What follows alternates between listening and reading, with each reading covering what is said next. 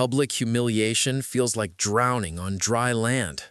For Alara, it was happening in front of 100 strangers under the elegant, unforgiving lights of a gallery, a place that was supposed to be the backdrop for her greatest triumph. She was sure this was the worst moment of her life, but she was wrong. It was the moment that led her to him. The air, which had been buzzing with polite chatter and clinking champagne glasses, had gone dead silent.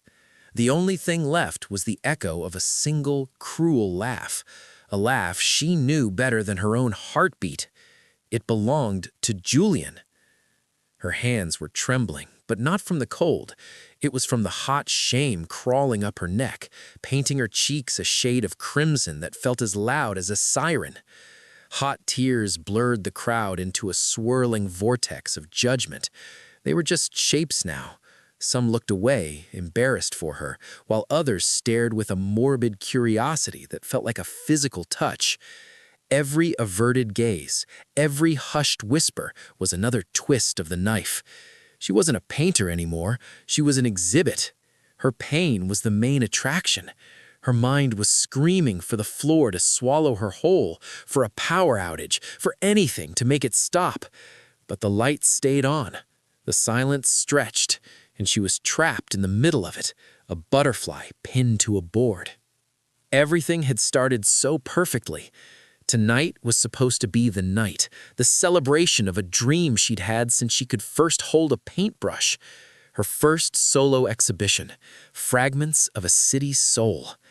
Each painting was a piece of her, a moment of light on a rain-slicked street, the lonely beauty of a streetlight in the fog, the vibrant chaos of a crowded market. She had poured her life into these canvases. The gallery was prestigious, the early reviews were good, and for the first time in a long time, her heart had felt light. She'd even worn a simple, elegant navy dress that made her feel confident. For the first hour, she was floating, accepting congratulations, explaining her work, her eyes scanning for friendly faces. But the one face she was dreading and expecting was Julian's. They'd broken up 6 months ago, a messy, soul-shredding affair that had left her feeling hollowed out. He had always been her biggest critic, not in a helpful way, but in a way that chipped away at her confidence. He called it keeping her grounded. She now knew he was just keeping her small. He showed up late, of course, making an entrance just as the gallery owner was saying a few words in her honor. He stood at the back, a smug smirk on his face, his presence a dark cloud in her bright sky. She tried to ignore him, to focus on the kind words being said about her art, but she could feel his stare like a weight on her shoulders. When the applause died down, he made his move. He didn't just walk up to her, he captured the room's attention with that casual arrogance he had perfected. "A few words, if I may," he began, his voice carrying an easy authority that made people turn and listen. He raised his glass, not like a toast, but like a weapon. "To Ilara, whose work we see all around us. It's truly revealing." He paused, letting the word hang in the air. "She calls it Fragments of a City's Soul. Poetic.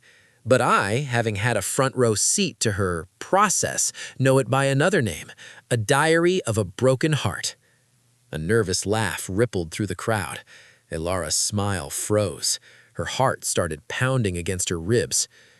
"You see this one?"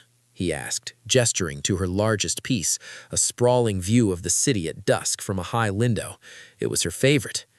"That's the view from my apartment, a view she stared at for hours, usually after one of our passionate disagreements. She was always so emotional. It makes for great source material, you see." The air crackled. This wasn't a toast. It was an execution. "And this one," he continued, moving down the line, his voice dripping with condescending pity, "The Lonely Carousel. We went there on our 2nd anniversary. She cried because she said it looked sad. I told her it was a kid's ride. But Ilara, she sees tragedy everywhere. It's her brand." He was systematically tearing her down, reframing her professionalism and talent as the hysterical scribblings of a jilted ex-girlfriend. He was taking her moment of triumph and turning it into a monument of her personal failure.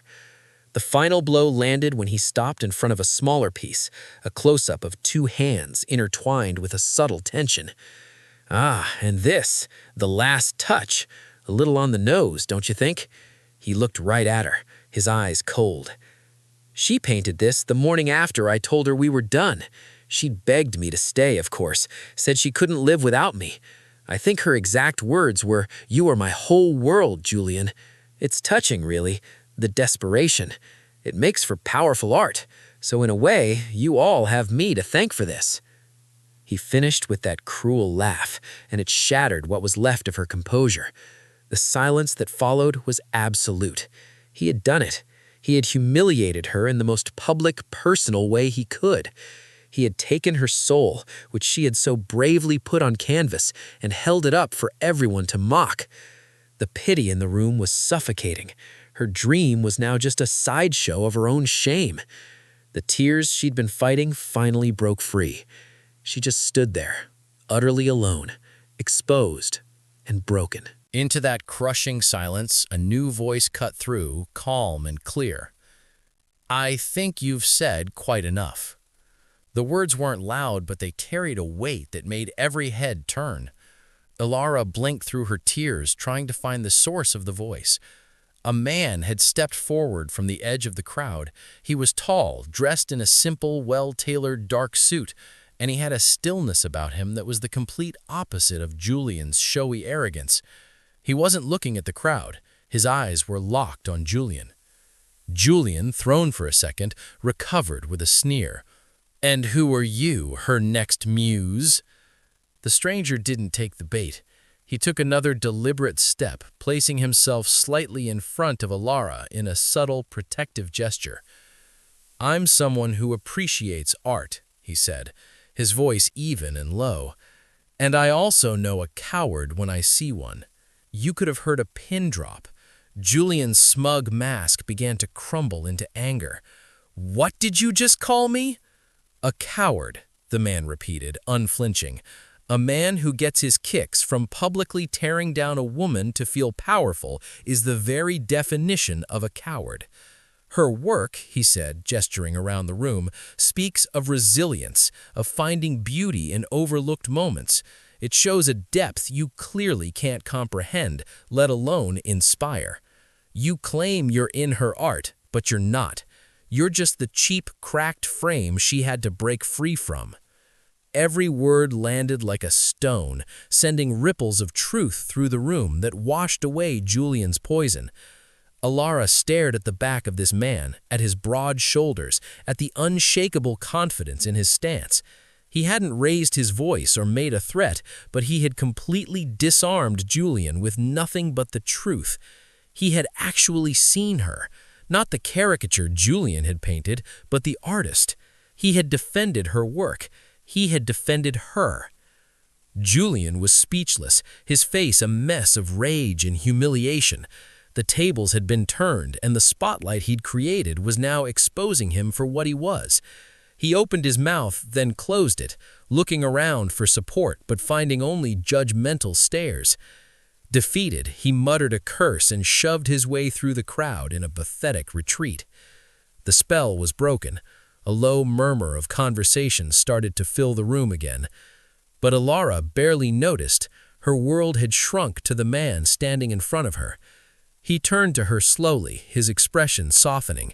The hardness he'd shown Julian was gone, replaced with a gentle concern that almost made her fall apart. "Are you all right?" he asked, his voice now incredibly soft. She couldn't speak. She could only nod as a fresh wave of tears, this time of gratitude and relief, spilled over. A sob escaped her, and she brought a hand to her mouth, mortified to be losing it in front of her savior. He didn't flinch. He didn't look away. He just said, "Let's get you out of here." He gently placed a hand on her elbow, a touch so light it was barely there, yet it felt like an anchor. He guided her through the crowd, past the worried gallery owner, past the curious eyes and pitying smiles. He led her away from the scene of her humiliation and out into the cool, cleansing night air. She took a deep, shuddering breath, the first one that didn't feel like it was laced with glass. He had saved her. The crisp night air was a welcome shock. Alara leaned against the cool brick of the building and closed her eyes, just breathing. The man, her rescuer, stood a respectful distance away, giving her space. He wasn't staring at her. He was watching traffic, his hands in his pockets, as if to show he didn't expect a thing from her. That quiet thoughtfulness meant almost as much as his public defense. After a long moment, she found her voice, though it was shaky. "Thank you," she whispered. The words felt too small. "You didn't have to do that." He turned to her, a faint, kind smile on his lips. "I know," he said simply, "but I wanted to. No one deserves that, especially not an artist with your talent." His sincerity was like a balm on her raw nerves. "I don't even know your name," she said, a little stronger now. "It's Liam, and you're Alara. The gallery owner said so in the speech. It's a beautiful name." Just hearing her name from him without all the baggage Julian had attached to it felt like she was taking it back. She was Alara, the artist. "I'm sorry you had to see that," she stammered, feeling a fresh wave of embarrassment. What a first impression. "The only impression I got," Liam said, his gaze direct, "was of an incredibly strong woman and an artist whose work I was genuinely moved by before any of the drama. I saw a flyer for your exhibition, and the image on it caught my eye. I've been here for an hour, just looking at your paintings." This floored her. He hadn't just stumbled into the mess. He had come for her art. He really seen it. The validation was so pure and unexpected, it brought fresh tears to her eyes. "You really liked them?" she asked, her voice small. "I loved them," he confirmed, his tone leaving no room for doubt. "They make you feel something. They make you see the world a little differently. That's what great art is supposed to do, isn't it?" She managed a small, watery smile. "That's the idea." A quiet moment passed between them, the kind of silence that's filled with unspoken questions. Liam seemed to sense how fragile she was. "You look like you could use a break from all this." He nodded back towards the gallery. "There's a quiet little coffee shop a few blocks away. They make a hot chocolate that can solve at least half the world's problems. My treat." The offer was so simple, so gentle. It wasn't a date, just comfort, a safe harbor. She found herself nodding, anything to hold on to this feeling of safety he gave her. "I'd like that very much," she said. He smiled again, a genuine, warm smile that lit up his eyes. "Good, let's go." They fell into step beside each other, the rhythm of their footsteps on the pavement a steady, calming beat. When they got to the small, warmly lit cafe, he held the door for her and led her to a quiet booth in the back. The smell of coffee and cinnamon was instantly soothing. He ordered 2 hot chocolates, and when they arrived, she wrapped her cold hands around the warm mug. She took a sip. It was just as comforting as he'd promised. "How did you know what to say back there?" she asked quietly. To him. Liam stirred his own drink. "I've met men like him before," he said thoughtfully. "They build themselves up by tearing others down. Their power is an illusion. The only way to beat them is to refuse to play their game. You just have to call them what they are. The truth has a power of its own." He looked up, his brown eyes meeting hers. "He was trying to define you. I just wanted to make sure his definition didn't stick." In that moment, Alara felt a profound shift inside her. The humiliation hadn't vanished, but it no longer felt like the central fact of her life. It was just a thing that happened. And this, sitting with a kind, perceptive man who had seen her at her worst and hadn't looked away, this felt like the beginning of something else. She didn't know what it was yet, but for the first time all night, she felt a flicker of hope. That one cup of hot chocolate was just the beginning. In the days that followed, the memory of her humiliation started to fade, replaced by the much stronger memory of Liam's quiet defense. He texted her the next day, a simple message asking if she was okay. He didn't mention Julian. Instead, he asked about the specific shade of blue she'd used in one of her paintings. Their first real date was a walk through the city's botanical garden. No fancy restaurants, no pressure, just conversation that flowed easily. She learned he was an architect who restored old, historic buildings. "I like finding the beauty in things people have forgotten about," he explained, and she felt that deep in her soul. It was what she tried to do with her art. He listened, truly listened when she spoke, asking thoughtful questions that made her see her own work in a new light. He never made her feel like her emotions were a flaw. He saw them as the source of her talent. A week later, he came to her studio. She was nervous about letting him into her personal, paint-splattered, chaotic space. But when Liam walked in, his face lit up with genuine wonder. He moved from canvas to canvas, not with a critical eye, but with the appreciative gaze of a fellow creator. He stopped in front of a new piece she'd started, a raw, angry swirl of charcoal and dark indigos. "This is powerful," he said softly. "It's honest." After Julian, who had always belittled her more emotional pieces, Liam's acceptance was like a key turning in a lock. She found herself opening up, explaining the feelings behind the strokes. He stood beside her, a solid, silent support, and when she was done, he just said, "Don't ever let anyone make you doubt that voice inside you. It's extraordinary." That night, he kissed her for the first time, a gentle kiss that felt more like a promise than a demand. Their connection deepened over the following months. They spent rainy Sundays in her studio, him reading in an armchair while she painted. They took spontaneous road trips, singing badly to the radio with the windows down. He taught her to see the hidden geometry of the city, and she taught him to see the way the setting sun could turn a brick wall into gold and rose. The turning point came on a cool autumn evening, lying on a blanket under a meteor shower. "It's funny," Ilara said softly. "For months after Julian, I felt so small, like I was just a collection of broken pieces. I was terrified no one would ever see me as whole again." Liam turned to look at her. "I never saw broken pieces, Ilara," he said, his voice full of a quiet intensity.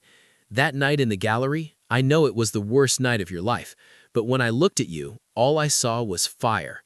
I saw a woman standing in a storm, and even though the wind was howling, her light wasn't going out. That's what I saw. Strength, courage, your soul." Her breath caught. He meant it. He had looked past her tears and humiliation and seen her real her. "When you were being humiliated, all I could think was that the man doing it was blind. He was standing in front of something so beautiful, so precious, and trying to convince the world it was worthless because he couldn't appreciate its value.